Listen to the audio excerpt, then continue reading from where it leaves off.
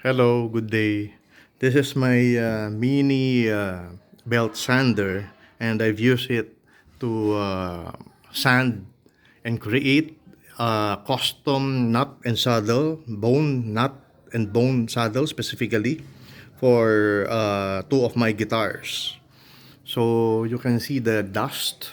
Those are bone dust, and these are also dust that actually clung into the sandpaper itself, and it's very hard to remove it. You cannot just brush it or blow it with air because it's sticking in the sandpaper itself. So in order to remove it, so you can use it again, you need this kind of thing. This is a rubber block.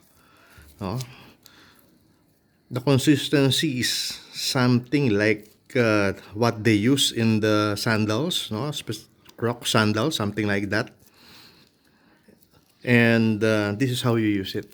You turn on your belt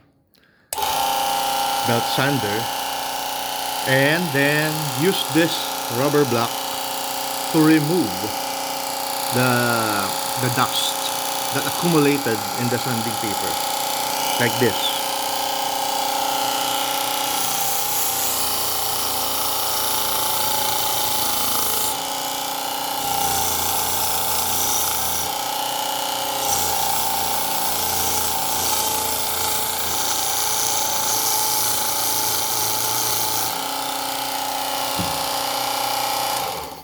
And just like that, most of the dust that settled in the sanding paper of the belt sander is removed, and you can use it again efficiently.